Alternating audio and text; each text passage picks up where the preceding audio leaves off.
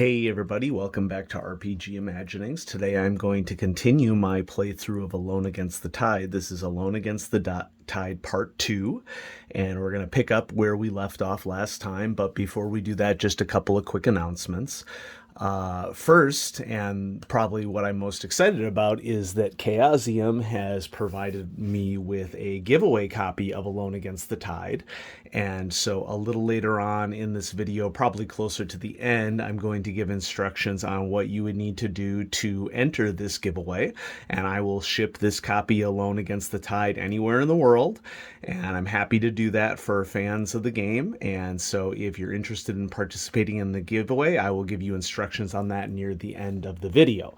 Now, just as a quick summary, so basically, we are playing the investigator Eleanor Woods, which is one of the pre-generated investigators that we are able to customize a little bit during the beginning of the scenario last time.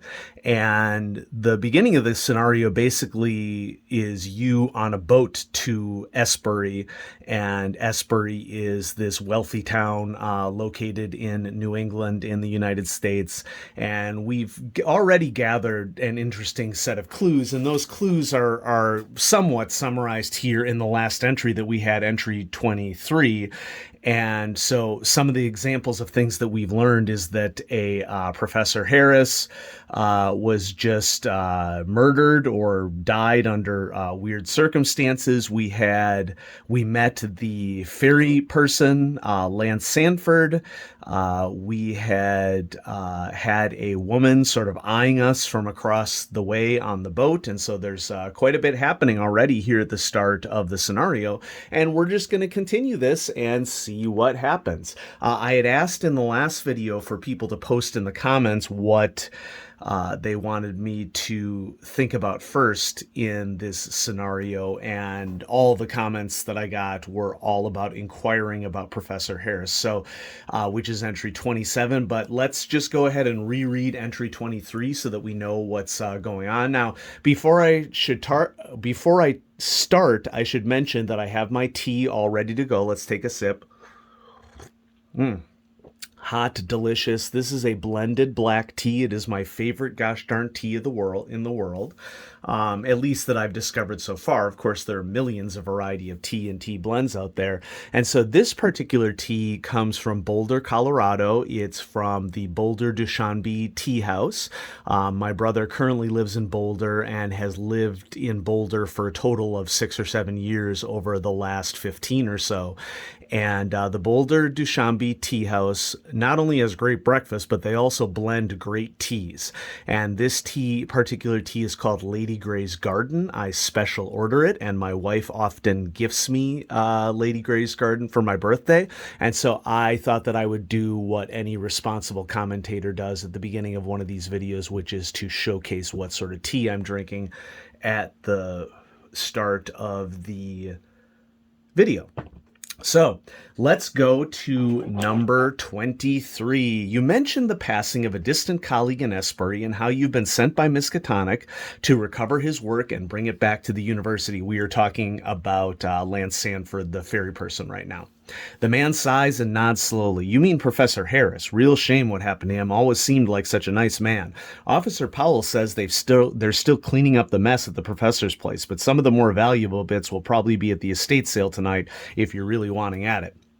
The man looks down at his hands for a moment and then back at you as he extends one your way. Anyways, I'm Lance Sanford. Pleased to meet you, but I wish it were under better circumstances, eh? So our choices from here, and in solo scenarios like this, we don't know how many of these we're going to have time to be able to ask about, and so you sort of have to prioritize what you think is going to be the most important stuff to ask about. We could inquire about Professor Harris, go to 27, which is what we're going to do based upon the feedback I got in the comments of the last video. To inquire about Officer Powell, go to 36. To ask Lance Sanford about himself, go to 42. To ask about the estate sale, go to 66. Or to pass the time waiting to arrive in Estberry, go to 56. You know, we're rarely, if ever, going to choose the do nothing option, okay? So let's go ahead and turn the page and go to 27. All right. Top of the next page. The ferryman raises a questioning eyebrow at you. Professor Harris, I can't say much really. I didn't know him all that well, but he seemed like a nice guy. I was said to hear that he died. You gently press for more information about his death. Sanford frowns, but answers, Officer Powell says it's suicide. I'm inclined to believe him, but Professor Harris seemed happy enough between his studies, of course, seemed happy enough to me, more than content to relax in Estberry like anyone else. In between his studies, of course, ancient Indian history. I think it was. I had coffee with the professor a few weeks ago, and he talked my ear off about it. I couldn't understand half of what he said, but he was quite excited by whatever it was. You exchange a few more pleasantries with Sanford before he goes off to finish guiding the boat into port. You pass the time in casual conversation with the other passengers and in observing the scenery. You note the tall pines and the sloping hills along the lakeshore around Estberry. These features and the small town beyond are just visible through the growing mist, but squinting helps make them out to your satisfaction. In time, you arrive on the pier at Estberry, grateful to be off the water. And it is instructing us to go to number 3, so we will. All right. You take your first steps onto the pier with the rest of the ferry passengers, trying to get your land legs once again. The passengers still chat casually as they walk off to their destinations.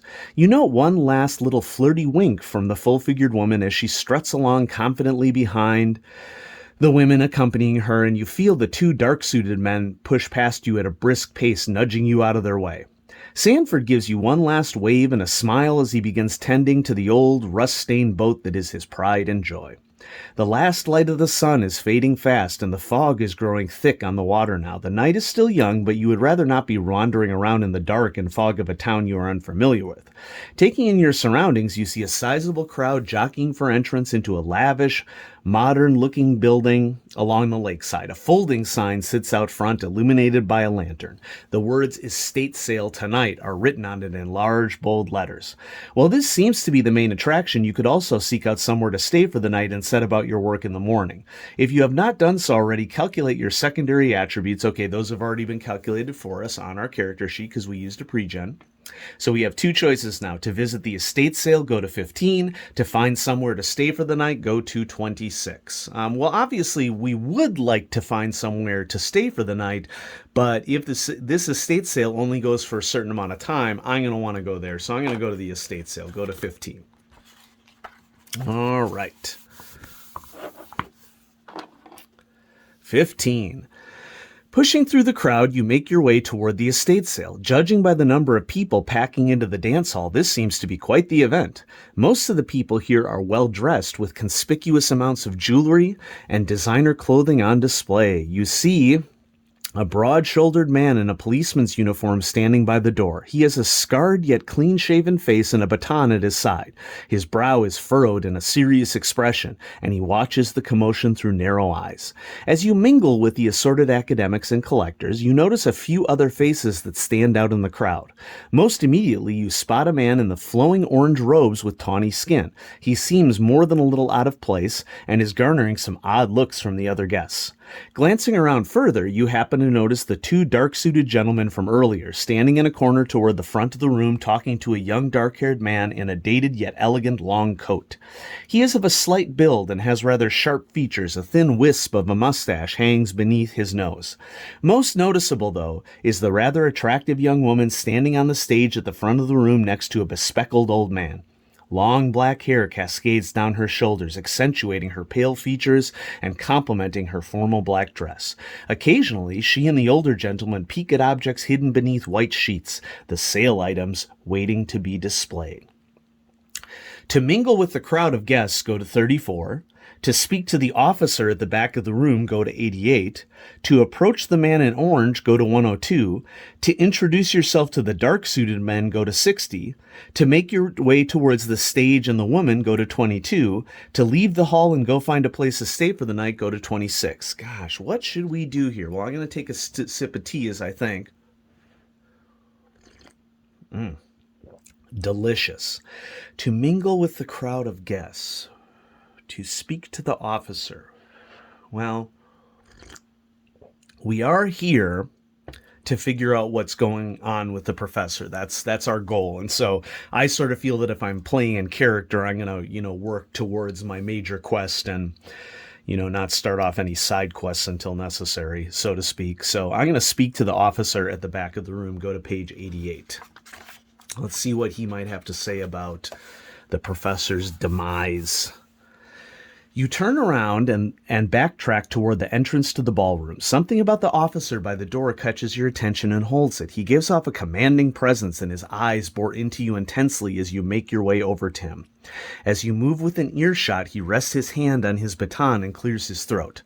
I really hope there isn't going to be any sort of problem, citizen, and I wouldn't want to see anyone getting hurt tonight. His hand does not move from his baton. Yikes. Okay, dude, whatever. Make a psychology roll. If you succeed, go to 105. If you fail, go to 29. And so let's check out our character sheet. Psychology is at 50. Let's see how we do. Got the Malachite D100 dice. We're looking for 50 or less. And we don't do it. It's a 77. We fail. We're not getting a good read on this guy. Go to 29. The officer seems rather alert and vigilant. It would probably be best not to bother him and let him do his job. He clearly does not need or want your help in any way. Go to 17. All right, well, that didn't work out. You have begun gathering information in Estberry. Would you like to interact some more? You may now select another option from those listed. Do not repeat a choice already selected. Once you have chosen 3 options from the list below or before, if you are ready to move on, go to 35. Note that selecting to leave the hall will make you ineligible to make further selections from this list. Okay, so we have 2 more options to choose from. We've already spoken to the officer. We have a guy who's attracting a lot of attention in orange. We can mingle with people. We can introduce ourselves to the dark-suited men. We can make our way toward the stage and the woman. My next gut tells me we go to the stage, who is looking behind the sheets, the white sheets, because they clearly have something to do with the auction items of the professor. Okay, so we're going to go to 22.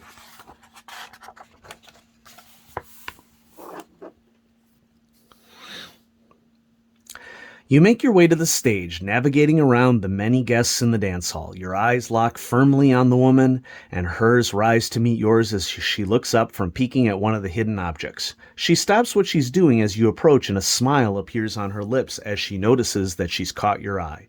She rests her left hand on her hip as you come to stand at the foot of the stage. The old man behind her continues his inspections, either unaware or uncaring that you've come to distract them. The woman leans towards you over the edge of the stage. You can see her makeup has been painstakingly applied, despite her status as a recent widow. You clear your throat as you meet her gaze and promptly introduce yourself. She extends her hand to you formally. Well, aren't you a new face in town, she teases. We get those quite a bit here. No doubt you plan to bid on some of my late husband's things. Good for both of us, I say. Just be sure to give a good price for little old me, all right? She winks slyly at you. You realize now would be a good time to get some more information from this woman who might be the most well-informed regarding her interests. She certainly seems like the flirty sort and would probably respond well to more of the same. Make a charm roll. If you succeed, go to 43. If you fail, go to 57. Uh-oh, didn't put any points in charm, so we only have a 15% in charm. Let's see how we do. This would be awesome if we made this one. Okay, 15 or less. Nope, 51. We're not off to a great start with rolls. Okay, 57. You manage a smile and stumble through a compliment, and the woman laughs. Oh my, well, aren't you the nervous sort? Don't know what to say to the pretty woman like me, eh? That's quite all right. I wouldn't have you anyway. Burn. You're welcome to stay for the sale, though. I might like you better as a buyer. She winks and turns around, walking back to her place on the stage. Go to 17. So far, no dice. We're not doing well with our rolls. We can mingle. We've already spoke to the officer. We could speak to the man in orange. We could introduce ourselves to the dark-suited men. We could make our way toward the stage and the woman. Let's approach the man in orange. Go to 102. Everybody seems interested in him, so what's going on there? 102. You approach the strange man. He seems well-traveled and weary, and his long orange robes are a stark contrast to the fine suits and dresses of the New England financial elite. He seems decidedly out of place. You open your mouth as if to speak and find him staring intensely at you. Make an anthropology roll. If you succeed, go to 72. If you fail, go to 37. Anthropology is one of our strengths because we are a professor. Archaeology is one of our only skills that's better. Okay, so anthropology is going to be 60% here. Come on, let's make a roll. How about? Yes, 23, and that is a hard success. I don't know that hard success is really going to make a difference here, but, you know, we can always celebrate that. So we're going to go to 72. You recognize the man's style of dress to be that of a Buddhist monk. You bow a customary greeting to which the monk smiles and returns the gesture before speaking in heavily accented but fluent English. It is good to see one here with such respect for our customs. I am Banyu. His expression turns to a frown as he makes a sweeping gesture to the rest of the room. The rest here seem only to seek profit from my culture. Selling the items of my ancestors is most shameful. You respectfully question why he would come such a long way to witness such a thing, and he sighs before turning back to you. I have come with what money my temple could gather so that I might save a certain few of the artifacts, ones that your Professor Harris stole from my temple in Sarnath when he came to visit some years ago. The monk seems troubled and falls silent. He bows a farewell, and you take the cue to leave. Go to 17. All right, so that's what we had time for. The auction is probably going to start here pretty soon. So it instructs us on 17 that we're going to go to 35 once we're done picking options. Time for a sip of tea. Oh, delicious. Second sip. Got to maximize the amount of time that we talk about tea in these videos. 35. All right, looks like the auction's going to start. It's a pretty big entry. The murmuring of the crowd dies down, and people begin to gather around the stage as Amelia and the older gentleman call everyone to attention. The widow strides confidently to the front of the stage, where the lights are centered. She flashes a broad smile at the crowd and begins to speak. Good evening, everyone. I'm so glad you all could make it tonight. As you all know, my husband recently passed, and, well, at this point, Amelia begins to tear up theatrically, so much so that her makeup begins to smear. She produces a handkerchief to dry her eyes before continuing. Well, I'm very upset. I miss my poor William very much, and I don't know what I'll do without him. And that's why I've brought you all here tonight. I hope you can find some use for his collection, and I know that he would be happy to see his things go to those who value them highly. I hope you'll show his poor widow a kindness by finding something you like. But now let us begin. I'll leave the auctioning to Mr. Warren. With her opening statement complete, Amelia moves to stage left and allows the bespectacled old man, presumably Mr. Warren, to take center stage. He clears his throat before speaking. Tonight, we have 6 very ancient and very valuable items for sale from the estate of Professor William Harris. Though exceedingly strange, I have deemed these items to be authentic to the best of my ability. I have placed a ballot box, slips of paper, and a pencil on each of the 6 tables, next to the item for sale. If you wish to bid on an item, simply write your name and the amount you are willing to pay for it on a slip, then place it in the box. The item will be sold to the highest bidder. All of the proceeds will go to the wife of the deceased. With that, Mr. Warren moves to reveal the gathered items. Go to 70.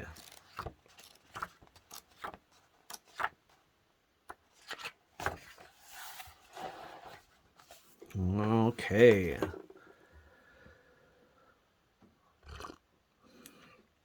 Mr. Warren approaches the first table and removes the cloth covering to reveal an odd pair of clay cylinders covered with strange etchings. They are small and seem quite fragile, with large cracks running down their sides.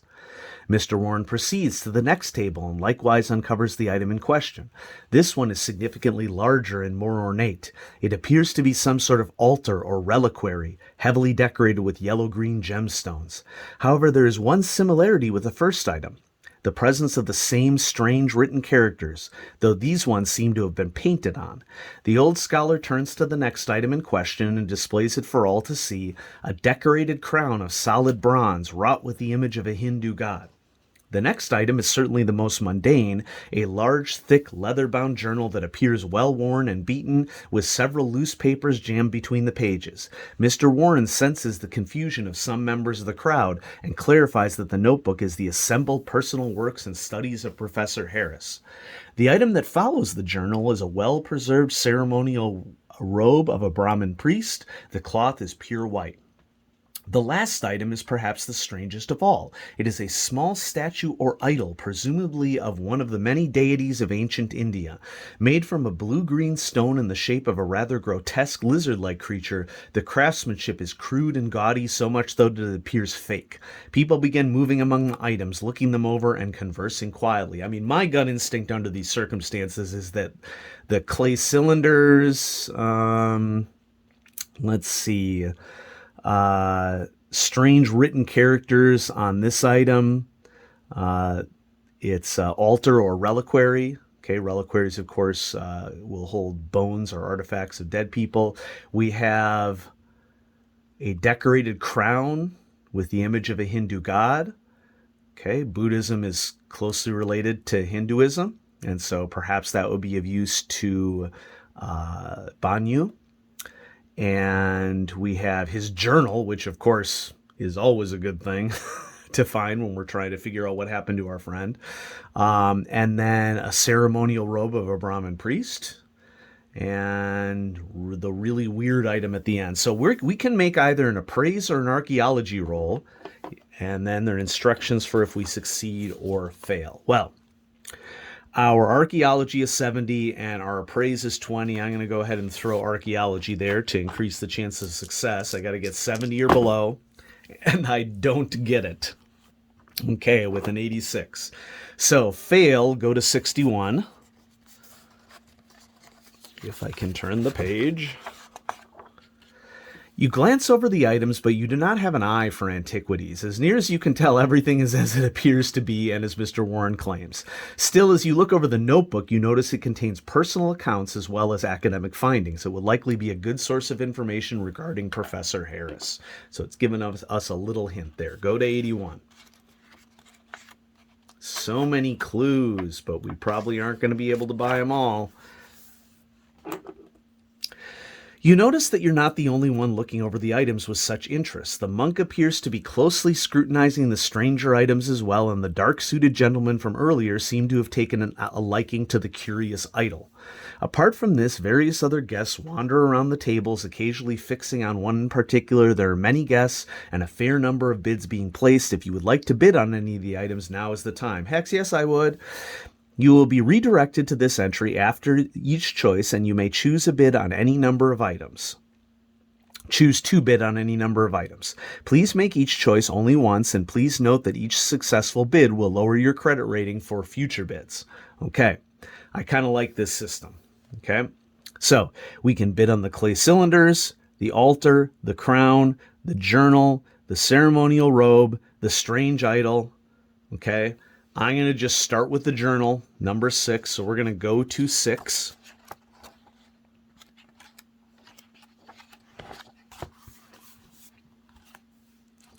All right. You feel that the information in the journal is essential to your interests, and you cannot help but make a bid. You place your paper with the others and hope that Mr. Warren calls your name when the amounts are compared. Make an appraise or credit rating roll. If you succeed, if you fail. Okay, well. You know, we're a university professor, I guess full professor because pretty well off, okay? And I should have put more points in appraise, I guess, although, you know, it's giving me a choice here. So we're going to make a credit rating roll for 60 or under. Come on, journal. We rolled a 4, an extreme success. Nice. Go to 100. We will do that.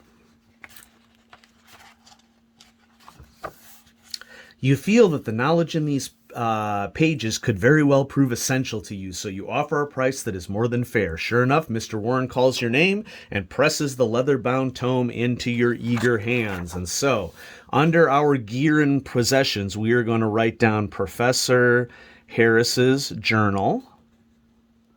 I'm just going to put a 2 next to it to remind ourselves what that did for our credit rating. Okay, our credit rating goes down to 58. Okay, I'll recalculate half and fifth values if it becomes necessary. And so at this stage, because I want to talk a little bit about the giveaway, let's go to our next entry. Okay, we're going to go back to 81. And I want to hear from you in the audience. What do you think I should bid on next? Okay, who knows how much it's going to cost to win one of these. And my credit rating score has been slightly decreased. So here's what we're going to do for the giveaway. All right. 1, you need to be subscribed to RPG Imaginings. Okay. And I will double check that. And then anybody who's subscribed and does the second part, you also need to post a comment down below that says which of these next things you think that I should bid on. Should I be bidding on the clay cylinders, the altar, the crown, the ceremonial robe, or the strange idol? And of course, we'll go with majority rules on this. And if there's a tie, you know, who knows, I might roll some dice on that. And so the giveaway is for your very own copy of Alone Against the Tide, by Nicholas Johnson and Friends from Call of Cthulhu, and this is the actual copy that I'm going to give away. And if, so if you're interested, go ahead and subscribe to the channel and post in the comments what you would like me to choose next. And so long as you fulfill those 2 requirements, you will be entered into the drawing. And I will ship this anywhere in the world. Okay, now, of course, shipping is kind of right now. So, you know, please allow a significant amount of time for it to get to you if you're out of the United States. But yeah, we'll see who gets selected. I also should mention, here's what we're going to do for timing on the contest. So the beginning of July is pretty busy for me. And so I'm going to run the contest all the way through Tuesday, which I believe is the 16th. Tuesday the 16th, whatever that Tuesday is during that week, that's how long the contest is going to go, and then I'm going to end it, okay? And at that time, I will choose a winner, and I will announce the winner on the part 3 version of this video of me playing through Alone Against the Tide. Now, when I announce the winner, it's going to be important for you to have a way for me to get in contact with you so that I can get your address so that I can send you the copy of Alone Against the Tide. So just keep that in mind. Sometimes with giveaways, this is not the first time I've done a giveaway on a YouTube channel. I also have another YouTube channel called Clutch Situation about mechanical pencils. And the tricky things with giveaways is that, you know, because sometimes it can be difficult to get in touch with people who have been selected. So it's super important that you watch the 3rd video so that you can, 1, know if you were selected, and then figure out a way to get in contact with me so that I can get you the product. And so there we go. We're going to pick up with entry 81 next time. And I'm having a blast. Let's see what other things we can win at the auction next time we're ready to go. And thanks for watching RPG Imaginings. I'm going to have some more great content coming out for y'all. And thank you so much to Chaosium for sponsoring this video, okay? And for also sponsoring the giveaway product that I have for those of you who are watching. And so thanks for watching, everybody. Have a great day.